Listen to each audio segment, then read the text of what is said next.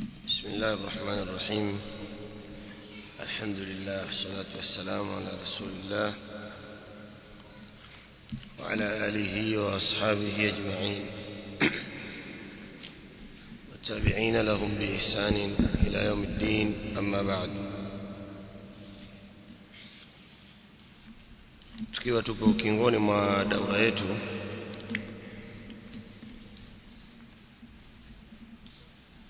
ambayo tulianza siku ya jana baada ya salati dhuhur,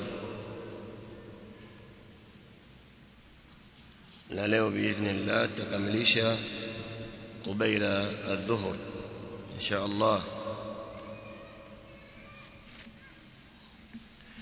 Kwa mujibu wa ratiba, hivi sasa tuna darasa ya somo la nawaqidul Islam au nawaqidu la ilaha illa Allah.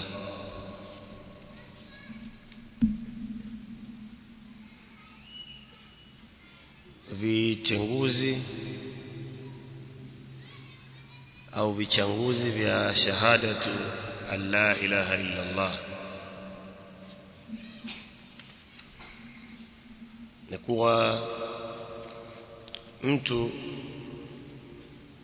ametamka shahada ya la ilaha illa Allah, tamko hili tukufu la kumuingiza mtu katika Uislamu, lakini kuna vitu vikipatikana ima katika maneno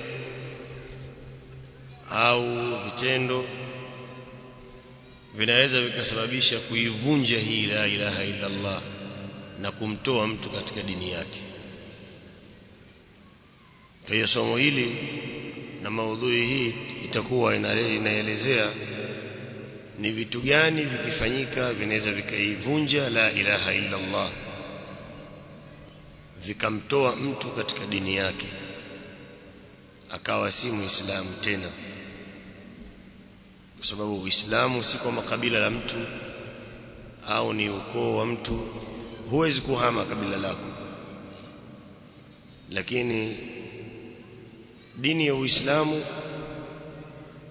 ni kufuata ule mwongozo katika upande wa amri na katika kuacha makatazo.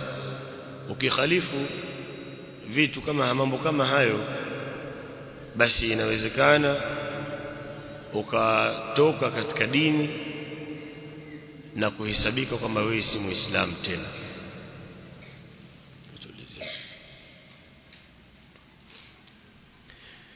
Kwa hiyo miongoni mwa mambo ambayo Muislamu anatakiwa ayapatilize na kutanguliza katika kufahamu ni kufahamu vitu gani akivifanya au maneno akitamka yanaweza kuvunja na kuharibu dini yake, ili achukue tahadhari juu ya jambo hilo. Na ndio maana Allah subhanahu wa ta'ala kwenye Qur'ani akaibainisha njia ya waumini, kadhalika akaibainisha njia ya wakosefu. Wapotevu pia amebainisha njia yao. Kwa nini ibainishe njia ya wapotevu? Ili mtu achukue tahadhari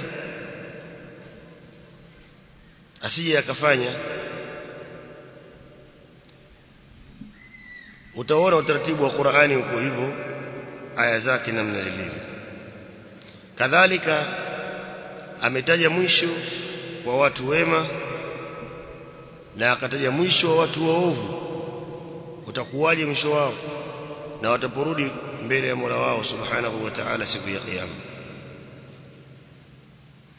Kama alivyosema Allah, wakadhalika nufassilu alayat, na kama hivyo tunazibainisha ishara zetu, aya zetu, walitastabina sabilul mujrimin, na ili ipate kubainika njia ya wakosefu, ijulikane kwamba njia hii ni njia si sawa, iepukeni. Sehemu mbalimbali kwenye Qur'an utakuta Allah anataja fa amma thamud fahadainahum, ama watu wa Thamud fahadainahum ay tuliwaonyesha wao njia, fastahabbu al'ama 'ala al-huda, wao wakachagua njia ya ukafiri wakaacha njia sahihi ambayo walilinganiwa na mtume wao. Utaona Allah anataja hivyo kwamba huwa anabainisha njia ya sawa na anabainisha njia ya waovu ili watu wapate kuiepuka na ile ya sawa wapate kuifuata na kuiandama. Na wengi katika wanawachuoni wameandika vitabu wakitaja vitenguzi vya Uislamu na mambo ambayo mtu anamtoa katika Uislamu. Miongoni mwa walioandika ni Sheikh Muhammad bin Abdul Wahhab rahimahullah. Yeye pia ameandika, yeye akataja mambo 10. Lakini al-Imam al-Dhahabi rahimahullah ana kitabu al-Kaba'ir, madhambi makubwa karibu 500 sio mangapi yatajwa. Madhambi makubwa ambayo mtu anamtia motoni. Ndani yake kuna madhambi yanamtoa mtu katika dini. Ameyataja, wengine wataja 200, wengine wataja mangapi. Kwa hiyo Sheikh ameyataja madhambi 10 ambayo yamekithiri sana kufanyika kwake, na kwa itifaki ya maulama kwamba haya mambo 10 yanamtoa mtu katika dini, kwa sababu kuna mengine kuna ikhtilafu baina ya wanachuoni. Kwa hiyo mambo haya 10 ndio sisi ambayo tutayasoma insha Allah, vitenguzi vya Uislamu 10. Katika mukaddima wa muallif utaona ameanza bismillahir rahmanir rahim, i'lam anna nawaqid al-islam 10 nawaqid.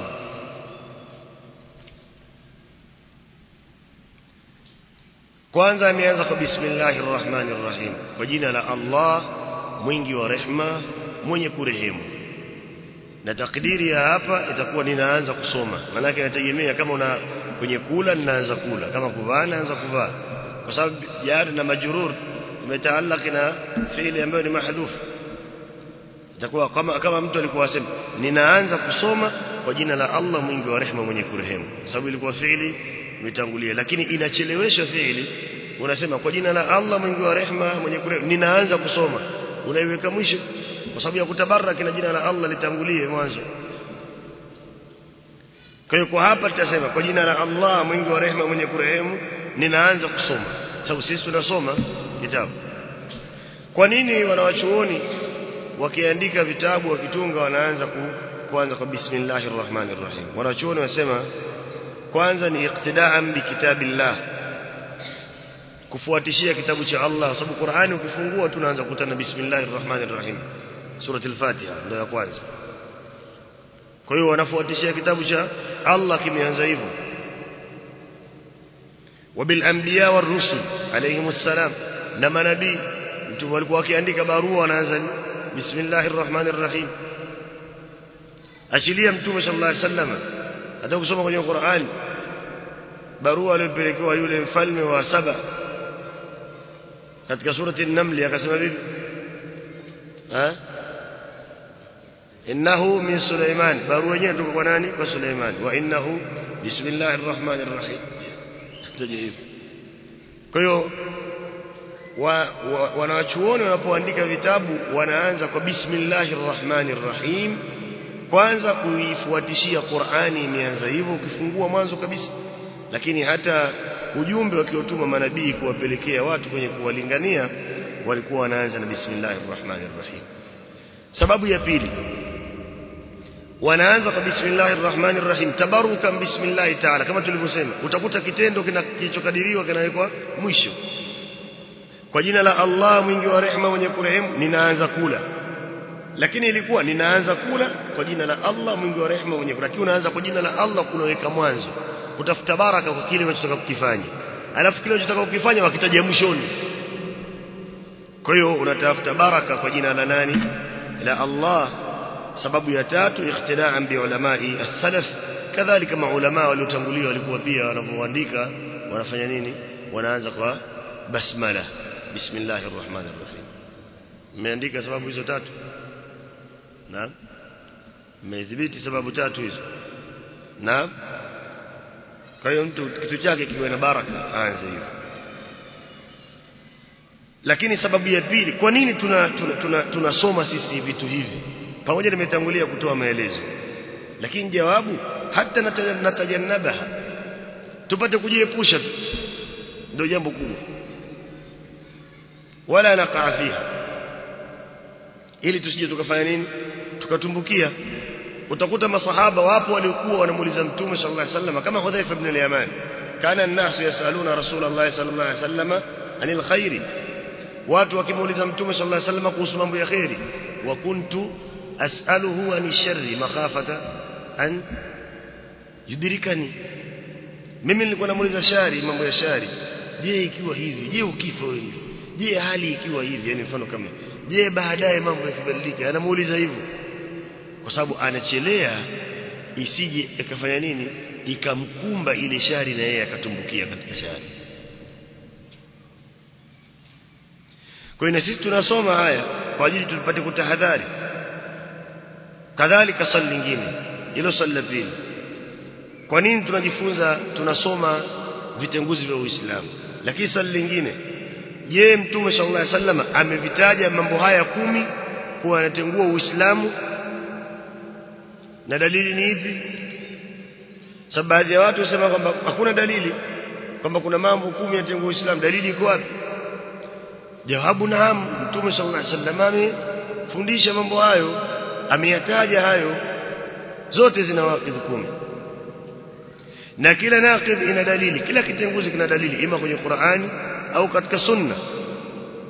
Tutaona insha Allah. Na si swali lingine pia, je, kila ukimwona mtu amefanya moja katika mambo haya 10 ndio unaruhusiwa kumkufurisha? Ndio kaambia wewe kafiri, inakuwa ni hivyo? Jawabu kwamba hapana. Jambo hili lazima urejeshe kwa nani? Kwa maulama. Si kwamba tukizungumza hivi ukimwona mtu amfanya jambo la kufuru, kama vile mtu anaweza kufanya jambo la bid'a, hata huwezi kumwambia wewe mtu wa bid'a, kama mtu amfanya hajui. Lakini ukimuelekeza ukamwambia kwamba jambo hili lilikuwa hivi, atasema basi mimi nilikuwa sijui. Sasa amekuwa mtu wa bid'a lini? Kwa maana huwezi kumhukumu, kwa sababu kuna vitu vitimie na kuna mambo mengine yamuepukie. Inawezekana mtu anaweza kufanya jambo kutojua, kama vile anaweza kufanya jambo kwa kulazimishwa, kama tulivyoona kwenye Qur'ani watu walimtukana Allah masahaba, akina Musa bin Umairi, lakini wakaja kwa Mtume sallallahu alaihi wasallam kwamba bwana, mimi nilikamatwa na makafiri wakanilazimisha nimtukane Mola wangu. Mimi nikamtukana, lakini Mtume sallallahu alaihi wasallam akauliza, je, wakati unamtukana moyo wako ulikuwaje? Kwa maana nao ulikuwa upo katika hivyo, au ulikuwa umetulizana, lakini kwa sababu ya kuepuka ile kufuru, kuepuka ile adhabu wakuachie? Akasema hapana, mimi moyo wangu ulikuwa umetulizana. Allah akateremsha aya kwenye surati An-Nahl, aya 106, man kafara billahi min ba'di imanihi illa man ukriha. Sawa, amtezwa nguvu, amelazimishwa, lakini wa qalbuhu mutma'innun bil iman, hali ya kuwa moyo wake umetulizana na imani, jua huyo ndio Mola wangu. Kwa hiyo ikawa ruhusa, sababu mtu kuogopa adhabu, atakaye kuwa na azma akasema mimi ni weni lakini simtukani, sawa. Lakini je, mtu kama akimtukana Mola wake, akamtukana Mtume ili apate kuachiwa na adhabu asiuawe, bado Muislamu. Kwa hiyo huenda mtu akafanya mambo kama hayo, lakini kuna nini? Kuna sababu. Ndio maana wanasema wanachuoni kwamba mpaka masharti yatimie, sawa, na vizuizi viondoke, nasema hivyo, ndio mtu atapewa hukumu. Kwa hiyo si kila mtu akionekana amefanya hilo utamhukumu hapo hapo kwamba wewe ni kafiri, hapana.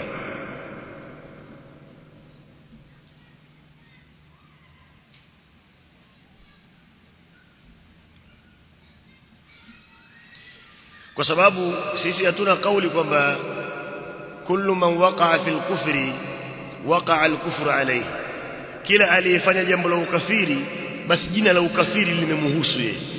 Sio maana yake hiyo, si sawa. Anaweza kufanya jambo la ukafiri lakini asiwe nini? Kafiri, kama mfano nilio tangulia kutoa. Sababu kuna kundi linasema hivyo, Asema mtu akiuza kitabu ataitwa muuza kitabu, muuza vitabu. Akiuza simu ataitwa muuza simu. Na akifanya jambo la kufuru ataitwa kafiri. Wasema hivyo. Hapana, mpaka masharti yatimie. Mpaka masharti yafanye nini? Yatimie. Kwa maana sio mjinga, hajalazimishwa. Tumeelewana? Tukisema si mjinga maana yake ana elimu. Tukisema hajalazimishwa maana yake amefanya kwa khiari. Sawa? Kwa khiari yake. Mfano mambo kama haya. Naam. Kwa hiyo tumetanguliza hayo, lakini muallifu Sheikh Muhammad bin Abdul Wahhab rahimahullah ta'ala asema i'lam, jua au tambua, anna nawaqidh al-islam, ya kwamba vitenguzi vya Uislamu 10 nawaqidh, ni vitenguzi 10. Tukisema 10 si kwamba hakuna vingine. Nimetangulia kutaja kwamba yeye amechagua hizi 10. Wanachoona wanasema kwa sababu vimeenea sana watu kuvifanya, lakini pia vina itifaki ya maulama. Lakini wanachuoni wengine wanataja mengi zaidi ya hapo. Lakini yeye katika risala yake hii ametaja mambo 10. An-naqidhu al-awwal, kitenguzi cha kwanza, ashirku fi ibadati Allah, kushirikisha katika ibada za Allah. Jambo lolote ambalo anastahili kufanyiwa Allah alafu mwanadamu akamfanyia asiyekuwa Allah. Inawezekana ikawa mtu, au mara nyingine mti, au mara nyingine kama kuna milima mikubwa, au kwenye mabwawa ya maji, mito ya maji, inategemea, mapangoni huko. Jambo analostahili kufanyiwa Allah ni ibada, alafu kiumbe mwanadamu akamfanyia asiyekuwa Allah, atakuwa amefanya nini? Ameshirikisha. Kwa hiyo akasema ashirku fi ibadatillah, kushirikisha katika ibada za Allah, na hii ni katika dhambi kubwa nambari 1 kabisa jambo hili, sababu Allah hasamehi kabisa. Qala ta'ala, Allah anasema katika Qur'ani, inna Allaha, hakika Allah, la yaghfiru, hasamehe, la yaghfiru, hasamehe, an yushraka bihi, kushirikishwa yeye. Jambo lolote analostahili kufanyiwa yeye ukamfanyia kiumbe alafu ukafa, kwa sababu hasamehe maana mtu akafa kabla ya kutubia, ameishi hivyo mpaka amekufa hajatubia. Lakini kama atatubia na Uislamu wake utakuwa mzuri, Allah atamsamehe. inna Allah yaghfiru dhunuba jami'an innahu huwal ghafurur rahim. Lakini lau kama mtu atakufa hivyo, inna Allah la yaghfiru an yushraka bihi, dhambi ya shirki, sema wa yaghfiru ma duna dhalika, na anasamehe ma duna dhalika, dhambi iliyo chini ya shirki, liman yasha. Hapa pana mambo mawili. Kwanza, dhambi iliyo chini ya shirki mtu siku ya kiyama anaweza kusamehewa, kwa maana hata kama ataingia motoni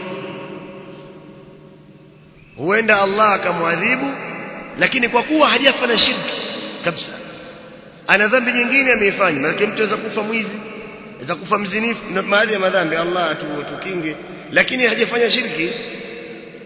Utaona mtu wa ibada lakini ana dhambi fulani anafanya, ni dumu nayo mpaka amekufa. Kwa hiyo hii dhambi aliyodumu nayo amekufa nayo iko chini ya shirki, sio shirkina. Huenda Allah akamsamehe. Kusema liman yashau, anayemtaka, inawezekana wakati wa mwanzo wa hisabu Allah akamsamehe hii dhambi aliyodumu nayo akafa, kwa sababu amekuja hana ushirikina. Kwa hiyo liman yasha ikawa amemsamehe. Lakini pia inawezekana Allah akakutia motoni kukuadhibu kwa dhambi hii uliyodumu nayo, hata kama baadaye atakutoa, kwa sababu wanaokaa motoni milele ni washirikina na makafiri na wanafiki. Mtu ambaye amekufa bila ya dhambi ya ushirikina, hana dhambi ya ushirikina, hata dumu motoni milele. Kwa hiyo kuna wengine watatoswa motoni kusafishwa kwa ile dhambi waliodumu nayo mpaka wamkufa. Ndio maana liman yasha, kwa maana anayemtaka Allah atamsamehe mwanzo katika hisabu, hana ushirikina, tumekusudia hana dhambi nyingine amefanya, na kama Allah hakutaka hivyo atamtia motoni kumsafisha na dhambi ile. Ndio maana liman yasha. naelewana na je tukisema maneno haya yanaashiria kwamba ile itikadi ya Ahlus Sunna kwamba mtu yoyote atakayekufa bila ya dhambi ya ushirikina, hana ushirikina, hatokaa motoni milele kwa sababu ya maneno haya?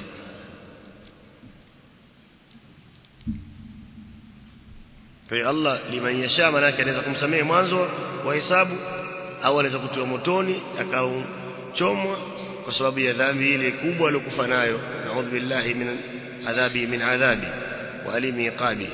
Alafu baadaye za kutolewa.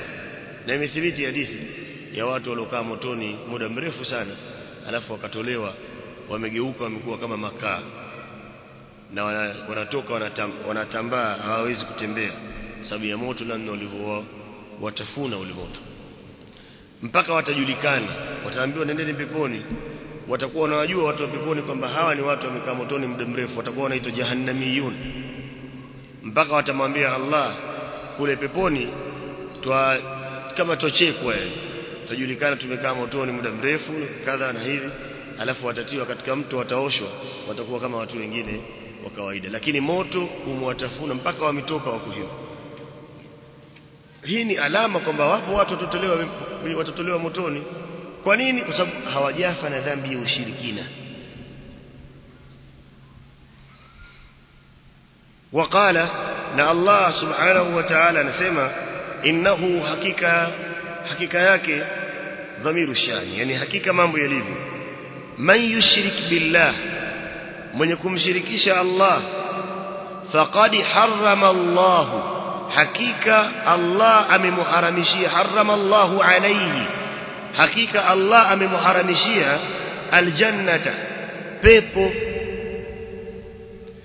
Mtu yoyote mwenye kumshirikisha Allah akafa na dhambi hiyo, faqad harrama Allahu alayhi aljannata, hakika Allah ameharamisha juu yake pepo mtu huyo. Wa ma'wahu an-naru, na makazi yake ni motoni. Ma'wa, mafikio yake atayodumu ni motoni. Wa mali dhalimina min ansar, na hawana madhalimu wa kuwanusuru. Kwa maana la tanfa'uhum shafa'atu shafi'in, uombezi wa wenye kuombea siku ya kiyama hutowafaa, kwa sababu wamekufa na dhambi ya ashirk billah. Wa minhu, kwa hiyo mpaka hapo tumetaja dalili ngapi hizo? Mbili. Aya ngapi? Mbili zinazoonyesha kwamba mshirikina atakaa motoni milele, dhambi ambayo Allah haisamehe kwa mtu. Na hili linatuongoza kwamba dhambi iliyo chini ya ushirikina haitamweka mtu motoni milele. Alafu anasema Sheikh rahimahullah, wa minhu, na katika hiyo shirki, kumshirikisha Allah katika ibada, wa minhu, na miongoni mwa mambo ya kumshirikisha Allah katika ibada ni adhabhu lighairi Allah, kuchinja kwa ajili ya asiyekuwa Allah, yani kumkusudia asiyekuwa Allah. Mtu akachinja mnyama kama mbuzi, kuku, njiwa, ng'ombe, ngamia, lakini anamkusudia asiyekuwa nani? Allah. Labda anachinja kwa ajili ya shetani, kama mimi nataka mbuzi mweupe, mtu azungumza hivyo, sio? Mtu achagawa ya makelele, nataka mbuzi mweupe, nataka mbuzi, wewe ukachukua mbuzi ukamchinja kwa sababu ya kumtuliza shetani. Haujachinja kwa ajili ya Allah. Mbona ukuchinja katika udhuhia, ukaa naye mbuzi wako hivyo hivyo? Kwa hiyo hujamkusudia Allah. Wama dhubiha lighairi Allah, katika vichinjo vya haramu kwenye Qur'ani mkuje wama dhubiha lighairi Allah, na mnyama aliyechinjwa kwa kukusudiwa asiyekuwa Allah, umekusudia kitu kingine, labda mzimu. Umefika wakati utaka kuchinja katika mzimu wenu, ukachinja kwa ajili ya ule mzimu, watoto wasiumwe. Tumeelewana? Katika mji hapa labda wengine watafuta ng'ombe, sio kama sasa hivi baadhi ya miji imeondoka, kuna ng'ombe inakuwa kama hitima ya mji, yani kwa sababu watu wasiumwe, watoto shule wapate kupasi na vitu kama hivyo. Kwa chukuliwa ng'ombe, yule ng'ombe ana maelekezo na mganga kwamba atachinjiwa sehemu fulani, na kununuliwa pia anunuliwe upande fulani, atanunuliwa, atazungushwa katika mji, ili kuweka amani katika mji hapa, watu wasiumwe, watu wasifanye hivi, alafu mpaka sehemu fulani aenda achinjwe. Hata Mombasa ikifanyika, hata kabla ya hapo miji mingine, na sisi tuliona kuna miji mingine ikifanyika pia. Tanzania sisi tunaona wengine wazee wetu zamani watu achilia hilo, wakifanya mpaka kombe la mji katika majumba yetu. Sio maji kwenye pipa, sio watu wanatoka vijiji mbalimbali wakuja pale, shekhe ndo anawanywesha yale maji, afu anarudi katika vijiji vya mbali. Yani mtu anaweza kutoka Lamu mfano kaja hapa kuja kunywa maji, apate baraka mwili wake, asiumwe, asifanye kadha, akaja akanywa. Alafu utakuta yeye mwenyewe yule shekhe akiumwa ndatibiwa India. Sasa si ndo kuzidi, si anywe tu maji basi, wenzio hapa maji, wewe maji huyaoni? Kuna mara moja tulikwenda muda mrefu kama mwaka 2012 hivi, mara ya kwanza kwenda Lamu. Kuna baadhi ya ikhwa tulikuwa nao, wengine walikwenda kwenye moja katika makaburi yale, kamkuta kijana anaswali. Akamuuliza, mbona waswali wewe katika makaburi? Akasema yeye ni mgonjwa, ameambiwa abaki pale muda wa wiki moja, sio siku 3, atapona. Yawezekana huyu mwenyewe aliyezikwa, sawa, alifia huko Mombasa hospital, akalitoa hapa. Huyu anayeumwa aenda pale pale, yani huyu aliyekufa mwenyewe amfia hospitali. Unajua mambo ya kuchekesha, yani mtu amekufa mfano hana mtoto, alafu wewe enda kumwomba yeye mtoto tena baada ya kufa. Maana angekuwa hai labda angekupa dawa, sio? Yeye ankufa hana mtoto, akupata mtoto kubahatika hiyo, alafu yeye baada ya kufa wewe enda mwambia yeye sasa wataka mtoto pia. Sasa akupe yupi? Mwenyewe akuwa naye. Hapo tunazungumza kwenye kaburi, yani mtu anaona kwamba hivyo. Kwa sababu kuna kaburi moja mimi nimeliona kwa jicho langu, limeandikwa kwamba mtu wote atakayekuja hapa kwa nia nzuri atapata matulabi yake, kwa Kiarabu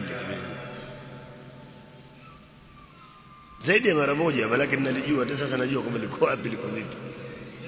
Atapata matulabi yake ukija kwa nia nzuri, lakini kwa maana kama mambo ya biashara, wataka hivi, wataka pale, utafanikiwa. Sasa mbona wengine tuwaona katika wao lakini maisha yao si mazuri? Wanakwenda wapi wao? Si kweli. Almuhim kwamba adhabhu, kuchinja, watu watakao wachinje kwa ajili ya nani? Ya Allah.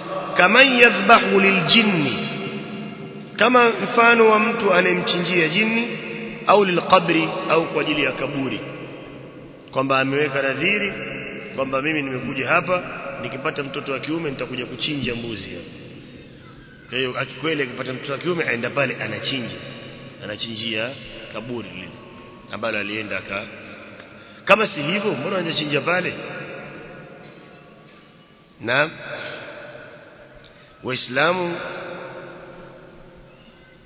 walikatazwa watu wakati wa Mtume sallallahu alaihi wasallam kuchinja wanyama wao sehemu ambazo washirikina walikuwa wanachinja, ili watu wasije wakaona na wao wanafanya yale waliofanya wale washirikina, wakazuiliwa kuchinja ile mihanga yao sehemu ambazo washirikina walikuwa wanachinja.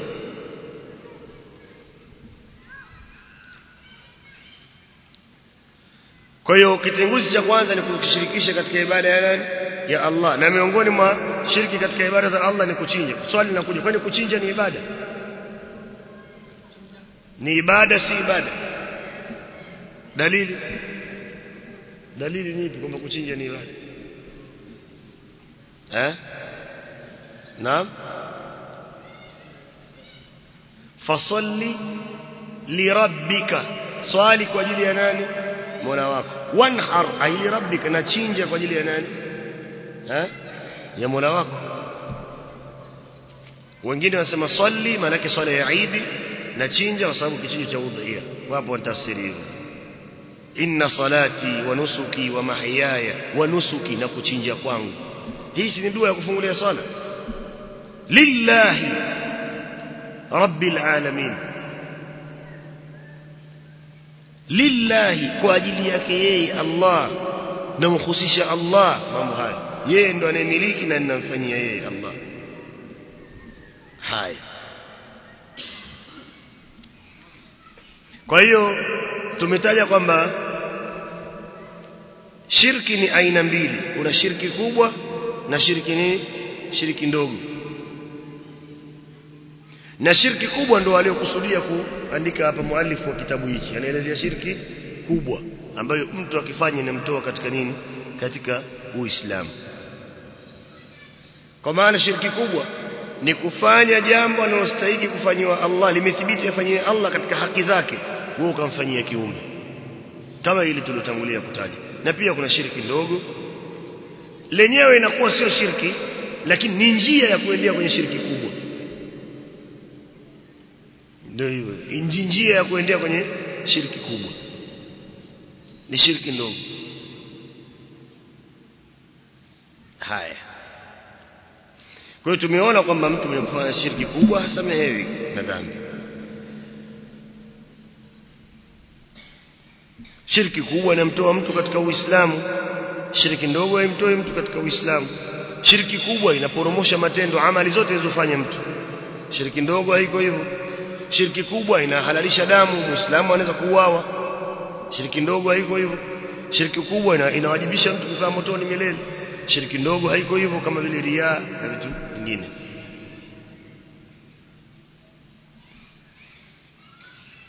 Kwa hiyo kuchinja, mtu anaweza kuchinja kumegawika. Kwanza kwa ajili ya Allah, kama vile mambo ya udhiya, vichinjo vya Eid vile siku ya nini, ya Eid ile, sawa, anachinja. Mambo ya sadaka, inawezekana ukamkaribisha mgeni ukachinja ukamkirimu, hiyo yote ni kwa ajili ya Allah. Kadhalika kuna kuchinja kwa kupenda, kutukuza kitu. Hiyo ndio ile ikisema muallif kwamba haifai. Mtu anamchinjia jini sababu anamtukuza, anachinjia watu kama kaburini kwa sababu anawatukuza, hii haifai. Na kuna kuchinja kwa mubaha, ni halali. Wewe mwenyewe ukiamua tuweza kuchinja, nataka kula nyama nyumbani, ni halali, ni mubaha. Hayo mambo ya wageni atakuuza, unaona, ngoja tuchukue mbuzi wangu nichinje niuze, hii ni mubaha. Lakini inayokusudiwa hapa ni ile kuchinja kwa ajili ya mapenzi na kutukuza, ndiyo ambayo inamtoa mtu katika Uislamu. Naam. An-naqid ath-thani, kitenguzi cha pili. Tutakwenda haraka kidogo Tumejua kitenguzi cha kwanza. Naam. Kwa hiyo watu watahadhari na mambo haya. Jambo la pili, man ja'ala bainahu wa baina Allahi wasa'ita,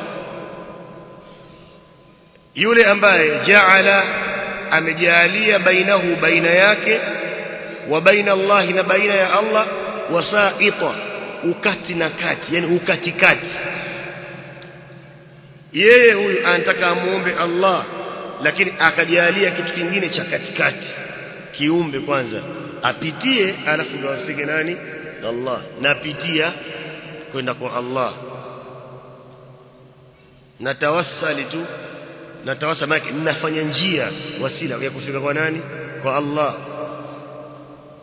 Hata watu wanasoma makasida na kana wanasoma, hata mzee makasida ya Indonesia anasoma kama hiyo, sio? Wanasikiza watu Indonesia, tawassalna bi dhikrillah wa bil hadi rasulillah wa kulli mujahidin lillah, kama tunatawassali kwa kila aliyepigana jihadi, li ahli al-badr, ya Allah, tawassal na watu wa Badri waliopigana vita vya Badri.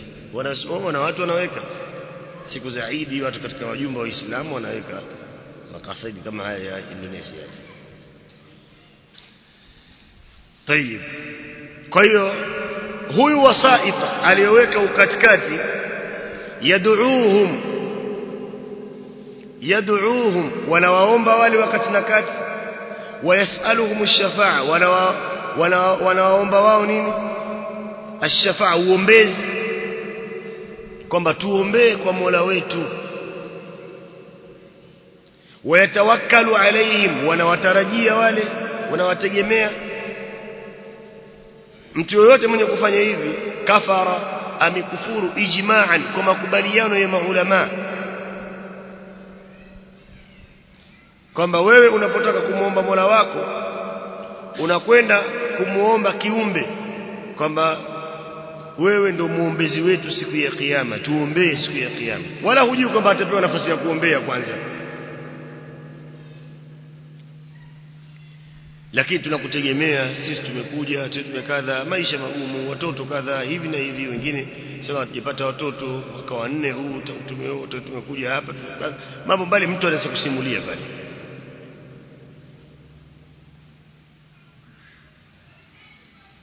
Na uombezi siku ya kiyama, uombezi umegawika sehemu mbili. Kuna uombezi unafaa ambao Allah ameutaja, na uombezi huo yeye Allah ndo atakayefanya nini, atakayetoa, kwa maana atamjalia mtu kuombea, yeye ndo atakayechagua mtu kuombea, sio wewe unamchagua wewe unayemtaka aombee. Unaelewana? Naam. Si wewe utachagua kwamba huyu shekhi wangu ataombea siku ya kiyama. Siku ya kiyama Allah ndo atachagua wa kuombea, na watakaoombewa ni akina nani? Si kwamba ataombea wote tu, la. Ndio maana sharti inakuwa ni idhnullahi bishafa'a, mpaka Allah aidhinishe ule uombezi, yeye ndo aidhinishe kwa yule mtu kwamba aombee. Na kadhalika ridhahu anishafi, amridhie yule anayeombea, waridhahu anil mashfu', na amridhie anayeombewa. Mambo mangapi patikani? Jambo la kwanza, Allah ndo atoe idhini ya kuombea, yeye ndo anayetoa idhini. Jambo la pili, amridhie anayeombea au ameridhiwa. Jambo la tatu, amridhie anayeombewa. Sasa mfano kama mtu umeambiwa wewe ombea utakaye, ndio umeleta kafiri kwa sababu alikuwa rafiki yako duniani, yule anayeombewa naye si mpaka aridhiwe na Mola wako? Si kwamba utasema wote waliokuwa maka mtaani kwangu wote wale waingie peponi. Sio mambo yako hivyo, hayako hivyo. Kama anayeombewa aridhiwe na Allah. Tumeelewana? Wa kam min malakin fi samawati la tughni shafa'atuhum shay'a, malaika wengi tu mbinguni hautafaa chochote uombezi wao ya kiyama, illa min ba'di an ya'dhana Allah, isipokuwa baada ya Allah kuidhinisha, liman yasha, min ba'di an ya'dhana Allah liman yasha, amuidhinishe Allah anayemtaka kwamba wewe ombea, wayarda, na amridhie anayeombewa. Man dha alladhi yashfa'u indahu, ni nani atakayeombea mbele yake? Allah. Man dha alladhi yashfa'u indahu illa biidhnihi, isipokuwa kwa idhini ya nani? Allah. Sasa kama idhini ya kuombea ataitoa Allah, wewe mbona waenda kumwambia kiumbe kwamba niombee siku ya kiyama? Kwani huyu ni katika wale watakayepewa idhini? Sallaji, yani wewe ushajua kwamba huyu atapewa idhini? Naam. Kwa hiyo wa kuomba shafaa ni nani? Qul lillahi shafa'atu jami'an, sema uombezi wote ni wake yeye Allah. Kwa hiyo yeye ndio wa kuomba uombezi, Allah subhanahu wa ta'ala. Kwa hiyo uombezi unaofaa ambao Allah ameuthibitisha ni huu, yeye atatoa idhini, amridhie anayeombea na amridhie anayeombewa. Lakini kuna uombezi wengine umekanushwa, huo haufai, haupo. Na huo uliokanushwa ndio aliokusudia nani? Mtunzi wa kitabu. Sawa, kuomba uombezi ambao umekataliwa katika sheria haifai. Hata Qur'ani imekataa. Mtu akataka uombezi kwa asiyekuwa Allah, hiyo haifai. Ndio ile wa kam min malakin fi samawati la tughni shafa'atuhum shay. Yani mfano wewe leo uko unaomba kwamba naomba Jibril uniombee siku ya kiyama, niombee shafaa mimi siku ya kiyama. Jibril yafaa kusema kwani Jibril sio malaika mtukufu? Amekurubishwa na Allah, mtumwa na wahi, mbona wasema haifai? Sababu yeye hamiliki apewe kuombea na Allah.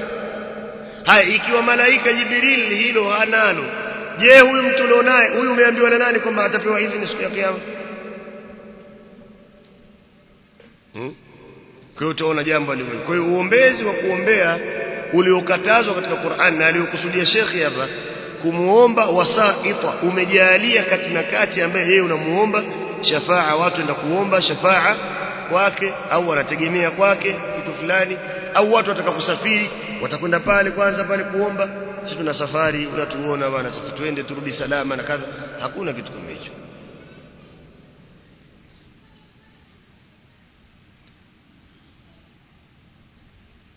Na kutegemea kuna kukusudiwa hapa kujalia kwamba yeye anaweza kusababisha jambo fulani, kwamba tukisafiri bila kwenda kwenye kaburi lake tukamwambia huenda tukapata ajali, yeye anaweza kusababisha kitu fulani.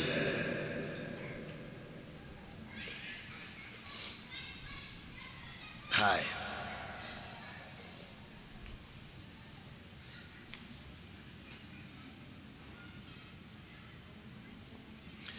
na ndio maana katika Uislamu haifai mtu kusema tawakkaltu ala fulani, nimemtegemea fulani. Haifai kutumia ibara hiyo, kwa sababu tawakkul ni ibada ni amalun qalbi, ni amali ya nini, ya moyoni. Huwezi kusema hivyo kusema tawakkaltu ala fulani, la, huwezi kusema hivyo.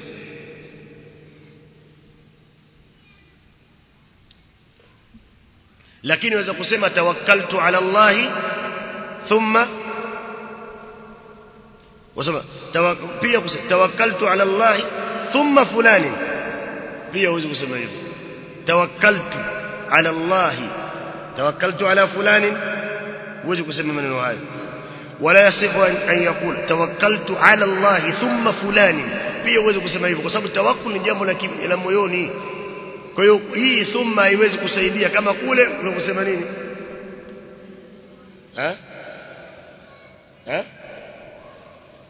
Na laula Allah, lau kama si Allah thumma fulani kisha fulani. Kwenye tawakkul usiseme hivyo, kwa sababu ni jambo linafungamana na nini? Na moyo. Kwa hiyo tawakkaltu ala Allah basi.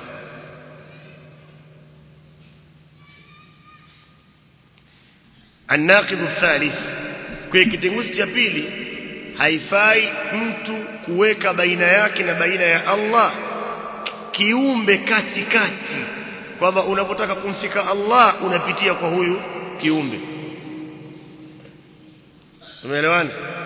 Kama ile ibara inatumika vipi? Au ni hamjui? Ila hadarati sayyidina, إلى حضرة حبيبنا، إلى حضرة سيدنا عبد القادر، إلى حضرة.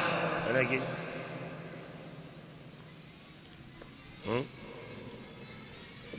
يعني watu watakaomuombe Allah, lakini watataja ila hadarati al-Mustafa. Kwa nini wasema hivyo? Wakasema kwenye hadhira ya Mtume sallallahu alaihi wasallam, hadhira ya Abdul Qadir, au yani ile ni tawassul. Mwataka mumuombe lakini mnapitia kwake yeye, ni mnatawassal, ni njia ile mmefanya wasita kati na kati akaye yeye Allah, kwa sababu nyinyi mna madhambi mengi. Kwa sababu sisi tuna madhambi mengi, tukiomba direct kwa Allah hatotukubali, hatotuelewa. Lakini kwa sababu huyu ni mtu mtukufu, tutapokuwa tunataka tumuombe Allah tukapitia kwake yeye, huenda sisi akatutazama kupitia huyu mtu mtukufu, yani akatuhurumia kwa sababu yake yeye.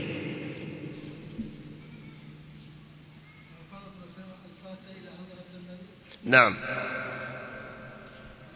hauwezi kusema hivi peke yake, kwa sababu sisi tunataka tumuombe Allah lakini tuna mapungufu. Lakini tukimtaja fulani, Allah atatusikiliza kwamba wamepitia kwa mja wangu Abdul Qadir, sawa. Sasa ndio tutaomba, sisi tukiomba atatusikia. Lakini Qur'ani inasemaje Qur'ani? Wa idha sa'alaka ibadi anni, watakapokuuliza waja wangu kuhusu mimi, fa inni qaribun, mimi nipo karibu. Tena karibu yenyewe ujibu da'wata ad-da'i, ninaitikia maombi ya muombaji idha da'ani, pindi anaponiomba. Mbona akipitia kwa mtume, mbona hakuna hiyo? Akipitia kwa fulani, mbona hakuna? Najibu pindi anaponiomba. Yujibu al-mudtarra idha da'ahu, anamuitikia mtu aliyeshikika wakati anapomuomba. Yuko ndani mtu mgonjwa, mwingine amjui huyo shekhi wala nini, yuko zake huko wala hajui mambo hayo, maskini yeye. Sasa utasikia vipi dua yake najapitia kwa fulani? Yujibu al-mudtarr, Allah anamjibu al-mudtarr idha da'ahu, pindi anapomuomba. Wayakshifu as-su'a, kwa hiyo mtu anaondolewa majanga, yeye tu peke yake. Umemkuta akamuomba Mola, ya Allah, hajapitia kwa yoyote, Allah anasema anamjibu. Iko wapi ushahidi kwamba akitaka kujibiwa mpaka apitie kwa fulani?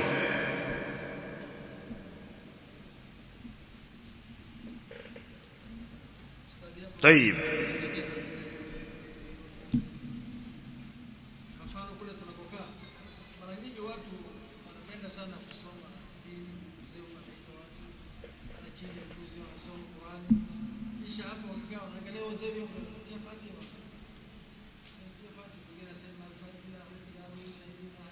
anasema ila ruhi habibina, ila ruhi. Hiyo fatha haikupitia kwa roho ya fulani, kupitia kwa mtu fulani. Kwa maana wao watakaoombe dua kwa Mola wao, lakini kwa kuwa wao wana madhambi mengi, wao ni watu duni, si watu watukufu, wapitie kwa mtu fulani ili Allah awatazame kwa huruma kwa sababu ya yule waliomtaja.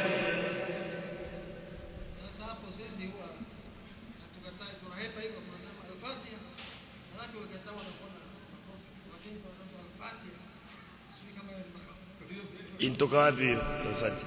Mtume akiomba dua akisemaje Fatiha? Mtume alikuwa anasema al-Fatiha, alikuwa analeta ubani, alikuwa analeta moto. Wala kufanya hivyo. Mtume sallallahu alaihi wasallam alikuwa anawazesha masahaba, inasoma hutuba ya ndoa, hakuna moto, hakuna chetezo, hakuna ubani, hakuna chochote, basi. Unajua tunataka tuweke harufu nzuri hapa kwa watu. Basi tunayo manukato, sote tunjitie manukato sisi, wala tuhitaji ubani, inanukia kuliko ubani. Ukisema hivyo, kwani hapa kuna watu wanuka bana harufu mbaya mpaka mlete hivyo? Mbona mara nyingine walokuja watu wanukia kabisa kwenye harusi, wapendeza, halafu pia watana hivyo? Bali wengine wanaitakidi kwamba ule moshi ndio unayepanda na maombi, na ndio maana wasema nuia, wakati wa teolo bali nuia ndio yale maneno yako yaseme pale, yaondoke na ule moshi iende nao. Lipo kundi linaitakidi hivyo, sizungumzi wote, lakini lipo kundi hilo kwamba unapoweka unamtiwa nuia pale, zungumza maneno yako pale pale, yaondoke na ule moshi yaende nao. Kama vile ile ni maitawi posta, sio yasafirisha zile barua za watu.